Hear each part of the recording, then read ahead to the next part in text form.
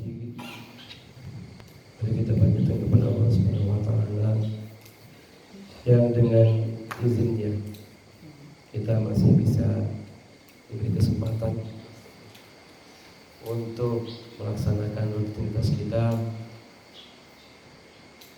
dengan dalam keadaan sehat walafiat, sehat lahir, sehat batin. Alhamdulillah, walaupun masih dalam keadaan serat, karena 2 hari yang lalu Ustaz masih ada kegiatan dari luar kota dan baru bisa pulang dini hari, jadi kecapean. Ini kalau kecapean habis suaranya. Tapi ala kulli hal, alhamdulillah pada saat ini Allah memberikan izin dengan ridhonya Ustaz bisa bersilaturahmi dengan antum semua, antum naik. Mudah-mudahan pertemuan ini menjadi pertemuan yang membawa berkah bagi kita semua. Amin ya Allah. Tidak lupa salawat serta salam kita panjatkan kepada junjungan alam yakni Habibana wa Nabiyana Muhammad sallallahu alaihi wasallam. Fahalukum. Alhamdulillah. Pada pagi hari yang apa katanya tadi? Kata MC yang ceria, apa yang cerah? Masih ingat? Ada yang nyimak gak? Hah? Apa katanya?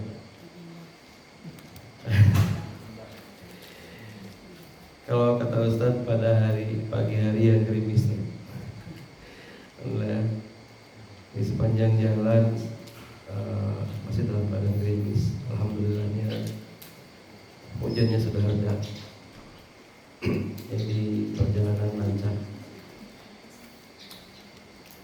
Insyaallah pada kesempatan kali ini Ustadz ingin membahas sedikit tentang permasalahan ikhlas. Kenapa ikhlas? Sebelum lanjut ada yang Ustadz mau bertanya dulu. Ada yang sudah tahu belum ikhlas itu seperti apa atau gimana? Ada yang tahu?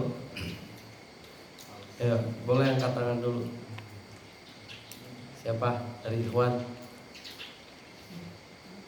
Ustaz pengen tahu dulu, antum yang antum pahami ikhlas itu seperti apa sih? Dari akhwat boleh? Hah? Silahkan.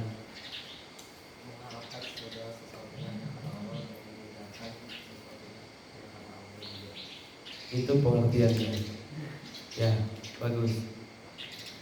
Dalam tataran teknisnya apa? Prakteknya seperti apa? Ikhlas itu. Boleh? Tidak mengharapkan imbalan itu seperti apa? Seperti apa? Contohnya coba kasih contoh. Ada yang mau kasih contoh? Apa?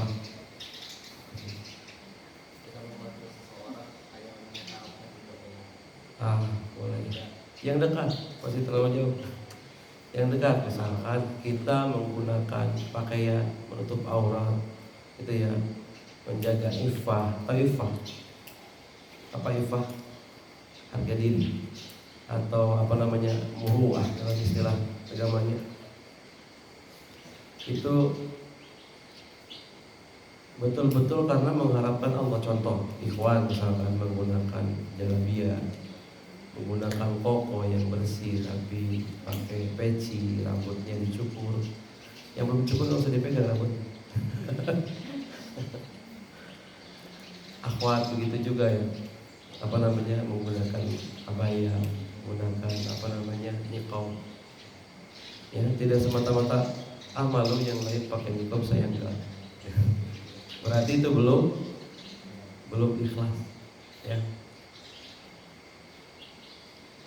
Saya pakai pensinya ini biar kelihatan lebih ganteng. Itu belum ikhlas. Yang dekat dulu aja, jangan jauh-jauh. Contoh kecil. Karena apa?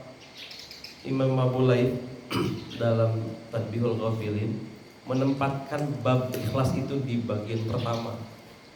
Jadi bab pembukanya itu bab ikhlas. Kalau menurut para ulama bahasa balaghah, ya, takdim wa ta'khir itu memiliki makna sendiri. Sesuatu didahulukan itu ada maksudnya. Apa? Berarti ada sesuatu penekanan di situ, ada sesuatu hal yang penting.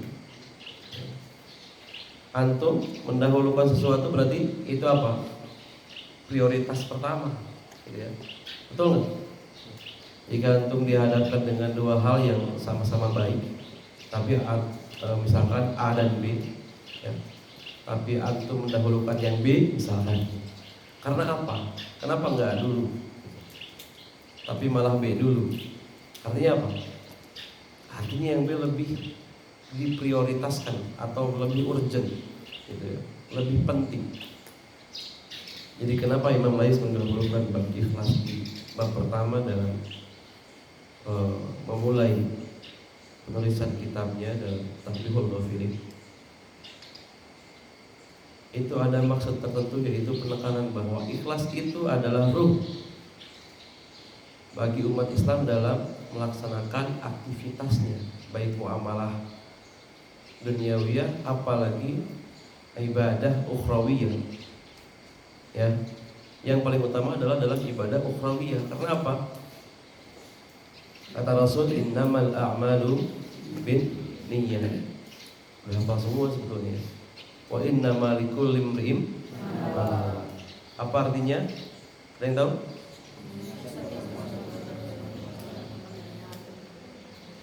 Sesungguhnya amal-amal itu tergantung niatnya. Itu. Dalam sebuah hadis yang lain, banyak di antara amal-amal dunia yang dicatat menjadi kebaikan amal akhirat karena baiknya niat. Sebaliknya, banyak di antara amal-amal akhirat yang kelihatannya amal akhirat,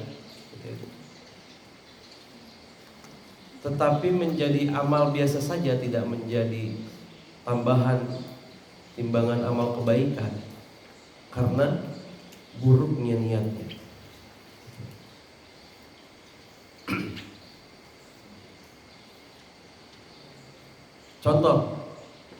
Contohnya seperti apa? Seperti bahas ya di pertemuan yang sebelumnya di kajian Jumat juga. Niat itu gimana sih? Antum berangkat dari rumah ke sini niatnya apa? Lari dari rumah orang tua? Atau apa? Ikut-ikutan atau apa? Menahan rindu dari apa? Bertemu orang tua, berat. Niatnya apa? Itu ada nggak yang pernah menanyakan itu kepada diri sendiri? Niatnya apa? Itu penting ya.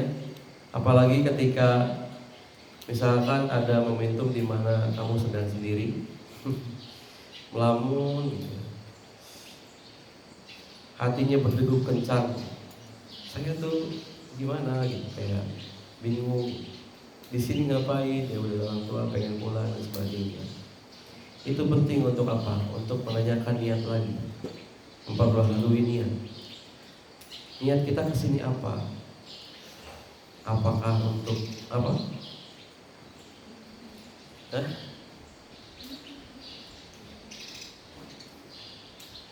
Lillahi ta'ala. Bahkan dalam apa? Dalam ranah tasawuf, seseorang jika beramal karena ingin mendapatkan surga dan takut neraka, itu belum termasuk ikhlas. Ya, Karena apa? Surga dan neraka itu makhluk Allah yang Allah ciptakan, ya. Dan setiap manusia masuk surga itu bukan karena amalnya, bukan hanya karena amalnya, tapi apa? Karena Allah ridho. Maka di tataran tasawuf ada seorang ulama mengatakan, jika saya harus masuk neraka tapi Allah ridho, saya ikhlas. Artinya itu, asal Allah ridho, kalaupun saya harus masuk neraka, saya ikhlas. Ada yang sampai seperti ini. Kita udah sampai mana?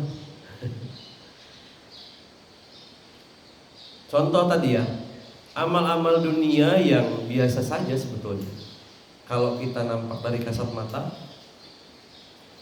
itu perbuatan biasa saja. Seperti apa? Yang dekat dengan kehidupan sehari-hari kita.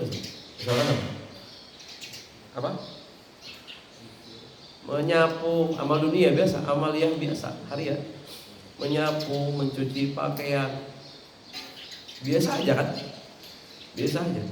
Pernah nggak niat ketika menyapu itu hati kita itu cuning? Apa? Cuning itu apa sih? Hidup hatinya gitu, hadir, bahwa kita melakukan hal tersebut itu untuk apa? Ya, biar kata ustadznya dibilang rajin, atau sebaliknya, atau nggak diniatkan apa-apa gitu? Ya mengalir aja gitu misalnya. Tidak akan menjadi ibadah kalau tidak diniatkan, ya. Tapi sebaliknya, amal-amal biasa seperti hal tersebut, gitu ya. Misalkan saya menyapu karena ingin menjaga kebersihan sebagaimana Allah dan Rasulnya perintahkan. Kemudian membuat orang lain nyaman, sehingga apabila lokasi yang disapu ini misalkan digunakan untuk ibadah thalabul ilmi, seperti apa? Seperti mujalah dan sebagainya gitu ya. Orang lain nyaman. Maka itu juga bentuk sedekah untuk orang lain. Memberikan kenyamanan untuk orang lain itu sedekah. Yang termasuk ketika misalkan masuk ke majelis seperti sekarang gitu ya, menggunakan pakaian yang bersih, memakai wewangian dan parfumnya yang tidak menyengat gitu ya. Membuat orang lain nyaman karena tidak menghirup bau yang tidak sedap dari kita, itu juga sedekah. Tapi harus diniatkan betul-betul, betul-betul hatinya hadir bahwa bismillah, saya menggunakan ini untuk apa, gitu ya. Itu khalus surur, itu sedekah, ya. Membuat orang lain senang, nyaman, itu sedekah, ya. Ketika sholat kekhusyuannya tidak terganggu karena bau pakaian kita misalnya atau bau badan kita. Jadi mandi, mencuci pakaian, itu niatkan untuk ibadah. Jadi amal akhirat. Sebaiknya kalau apa? Kalau amal-amal akhirat yang nampaknya amal akhirat seperti apa? Sekarang antum duduk di masjid gitu ya, untuk kajian subuh, festival Jumat gitu ya. Dari aktivitasnya udah aktivitas akhirat, menuntut ilmu ya, kewajiban ya. Sholat duha, habis ini misalkan sholat subuh, sholat duha, tapi hatinya tidak lurus lillahi ta'ala gitu. Misalkan apa? Ada sedikit nyelip aja. Jangankan terlalu jauh, misalkan harus sampai ke ranah riya dan sum'ah. Ada yang tahu riya dan sum'ah?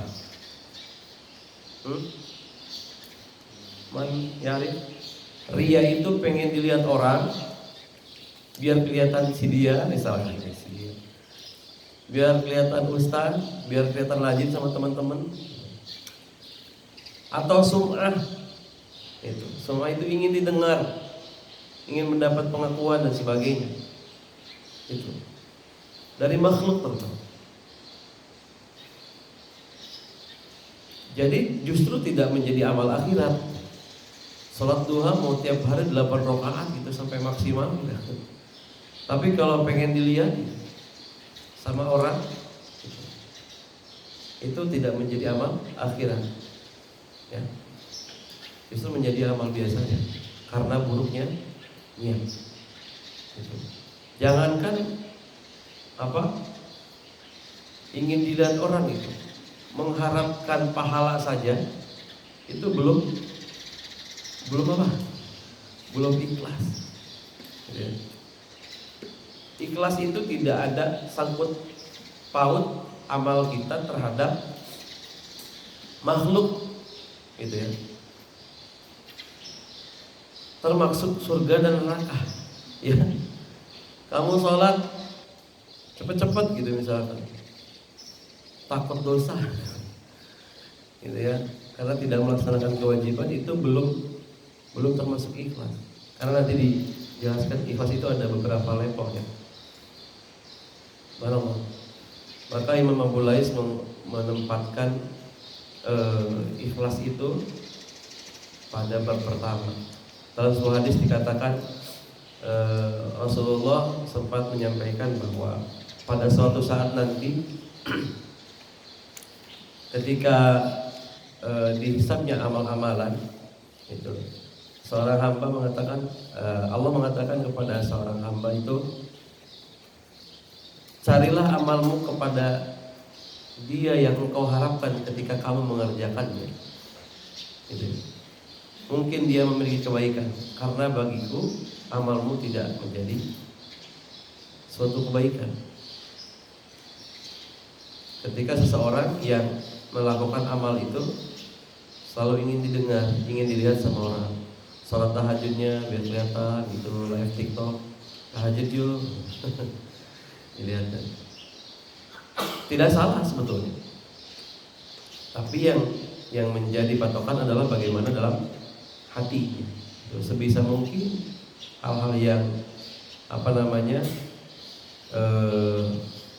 bernilai ibadah itu tidak perlulah orang tahu gitu.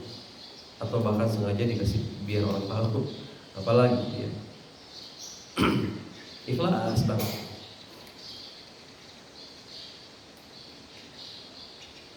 Ada seorang sahabat yang saya lupa secara detailnya, yang sampai didatangi oleh sahabat lainnya. Khawatir Ustaz salah ya kalau menyebut nama. Tapi inti ceritanya itu, Rasul sampai mengatakan dia ahlul jannah. Dia itu seorang ahli surga. Kalau pengen tahu silakan bertanya kepadanya. Sampai seorang sahabat mendatanginya dan izin menginap di rumahnya. 3 hari berturut-turut tidak ada amal yang spesial. Sholat wajib biasa, sholat sunat juga ya biasa. Ya duha tidak dapat rakaat. Tahajudnya juga biasa saja, tidak perlu juz-juz misalkan gitu ya, bacaan Quran. Puasa sunnah biasa saja, enggak seperti yang sahabat yang lainnya yang amaliyah rutinitasnya yang istiqomah dalam itu. Biasa aja. Tapi kenapa sampai Rasul mengatakan wa ahlul jannah? Pas ditanya, saya heran. Kamu hanya melaksanakan bahkan hampir yang wajib saja, yang sunnahnya jarang. Gitu. Tapi Rasul mengatakan kamu ahli surga. Punya amal apa kamu? Punya amal apa? Ternyata dia punya satu amalan kecil yang dia istiqomahkan. Apa? Dia tidak pernah tidur sebelum dia memaafkan semua orang. Ikhlas, apapun yang terjadi hari itu, dia tidak pernah terlelap tidur tanpa sebelumnya memaafkan semua orang yang berbuat buruk kepadanya. Pernah nggak kita? Jadi hatinya lapang, gitu ya. Ikhlas. Jadi tolak ukur keikhlasan itu justru yang membuat apa namanya, arah ibadah kita itu menjadi cenderung lebih disukai oleh Allah Subhanahu wa taala. Imam Nawawi mengatakan dalam kitab At-Tibyaan seperti itu. Ikhlas itu tidak mengharapkan sesuatu dan tidak ada kaitannya dengan makhluk, gitu ya. Jadi ibadah betul-betul untuk mengharapkan ridho Allah Subhanahu wa taala, udah itu aja. Jadi seorang yang ikhlas itu ketika beribadah selalu merasa kurang.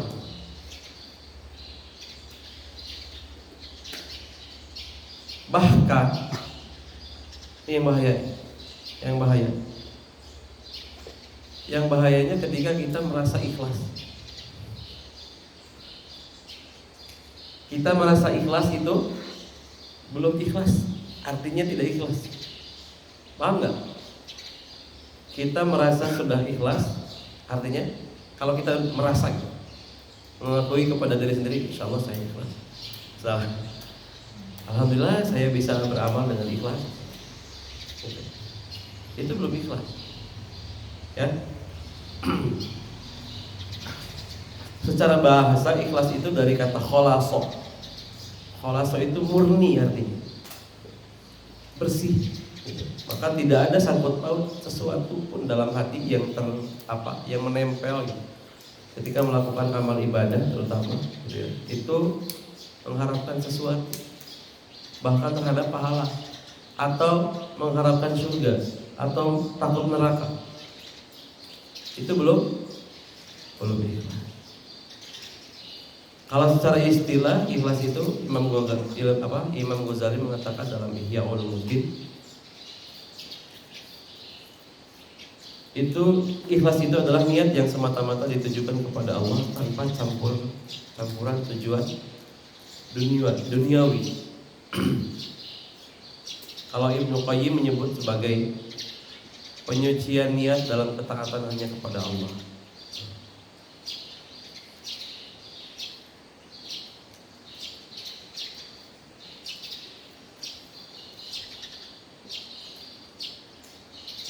Riya itu tadi ya. Ikhlas itu ada penyakitnya. Ya, yang bisa mengganggu keikhlasan itu tadi. Ada riya. Apa riya? Melakukan amal agar dilihat oleh orang lain, itu atau manusia. Sum'ah, melakukan amal agar didengar orang lain. Dan hati-hati ya, riya dan sum'ah itu termasuk syirik kecil, asyirkul asghar. Ya, syirik itu apa sih? Menyekutukan Allah. Paham? Jadi hati-hati sekali.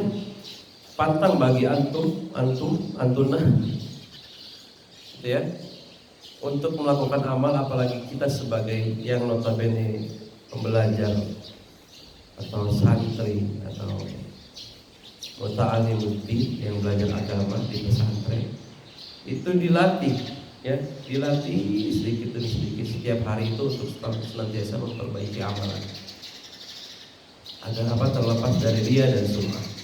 Murojaah, nambah hafalan, tidak karena ingin cepat-cepat misalkan di tes 10 juz ya, yang suaranya bagus. Hati-hati sekali membaca Al-Quran. Ini rentan ya, tipis sekali antara riya ikhlas dengan riya sum'ah, itu tipis sekali. Dan itu harus dilatih dalam hatinya agar amal kita tidak rusak. Apalagi yang suaranya bagus. Yang suaranya jelek bagi ujian juga bagi yang suaranya bagus.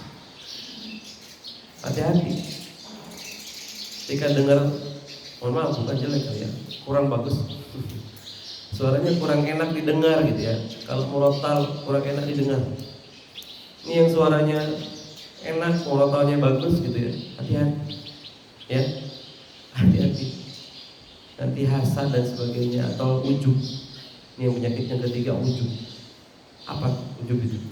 Takabur, merasa diri, membanggakan diri sendiri. Itu penyakit keikhlasan juga. Hati-hati, gitu ya. Pas azan enak, hati-hati. Pas dengar teman azannya gak enak, gitu. Hatinya dijaga, ya. Hatinya dijaga. Takutnya apa? Khawatir ujub. Pembunuh saya. Dikit gitu. Udah ujub itu, ya, akhwat juga sama. Dalam berpakaian sama, ya. Yang ikhlas, pakaian kita lebih bagus, lebih rapi dari orang. Itu.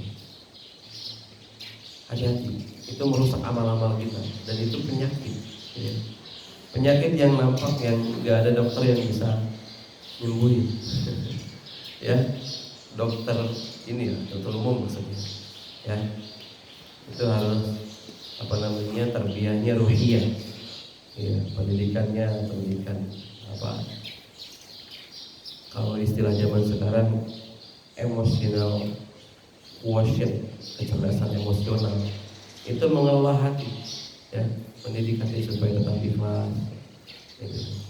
Tetap tidak ria, tidak sum'ah. Kemudian penyakit yang ketiga apa?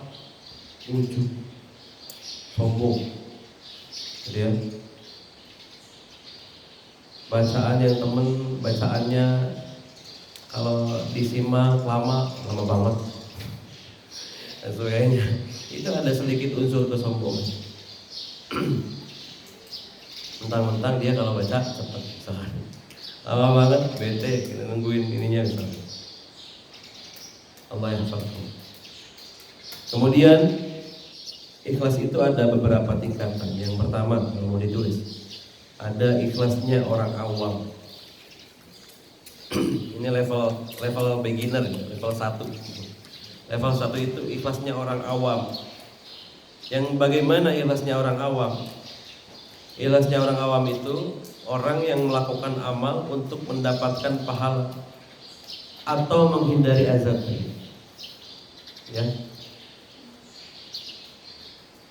Bagi orang awam udah termasuk ikhlas, ya. Dia mengharapkan pahala, menghindari azab, sholat supaya tidak berdosa dan sebagainya, zakat supaya tidak berdosa gitu, atau takut dicemooh masyarakat, malu gitu, yang lain zakat kita enggak.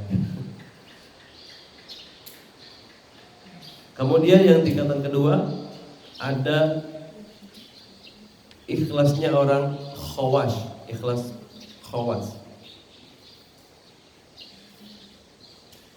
Dia melakukan amal itu semata-mata untuk mendekatkan diri kepada Allah Subhanahu wa taala. Hanya untuk taqarrub aja, mendekatkan diri kepada Allah Subhanahu wa taala, itu ikhlas. Itu level kedua. Level kedua ikhlas itu apa? Semata-mata melakukan amal untuk mengharapkan untuk mendekatkan diri kepada Allah Subhanahu wa taala. Nah, ini yang ikhlas paling tinggi, yang ketiga. Level ikhlas yang tinggi itu ikhlasnya orang khawasul khawas. Itu khawas itu apa? Khas, khusus, orang khusus. Orang spesial. Ini orang spesial dari yang spesial itu. Khawasul khawas itu orang yang spesial dari orang yang spesial, yang khusus, yang paling utama.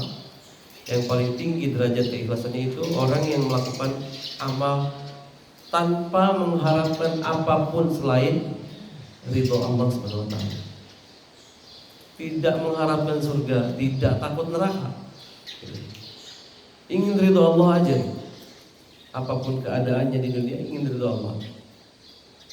Allah takdirkan miskin, misalkan, semata-mata ridho Allah. Allah takdirkan kaya, tidak juga menjadi sombong, ya. Allah takdirkan miskin, tidak juga menjadi tidak sabar, tetap sabar, ridho Allah, ya. Allah berikan sehat, bersyukur, gitu. Tidak sombong, sehingga kesombongannya membuat dirinya lalai terhadap agamanya, misalnya. Allah berikan sakit, tetap sabar gitu. Ikhlas aja gitu. Karena apa? Kebaikan dan keburukan di dunia itu Allah berikan kepada kita. Dua-duanya ujian, ya. Sakit ujian, ujian kesabaran.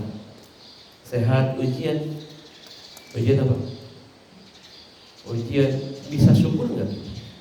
Itu. Bentuk syukurnya apa? Gunakan kesehatan itu untuk beribadah. Dan ibadahnya apa tadi? Dilakukannya dengan ikhlas. Ikhlasnya yang mana nih? Mau level standar, mau level kedua, apa level tertinggi? Dilatih gitu ya. Sama, Ustaz juga berada duduk di depan kalian, diberi kursi, dikasih minum, sementara kalian ingat, oh berarti Ustaz lebih berilmu dari kalian. Itu ujian bagi Ustaz. Sama, ya. Bisa ikhlas gak? Nanti kalian pulang ke rumah disuruh apa misalkan? Biasanya orang misalkan kalau disuruh ngaji tilawah itu dapat amplop yang ada isinya. Gitu. Pas waktu itu disuruh minta tolong tapi ternyata nggak dikasih amplop, jadinya nggak ikhlas. Wah sampai capek. Itu ujian, ya.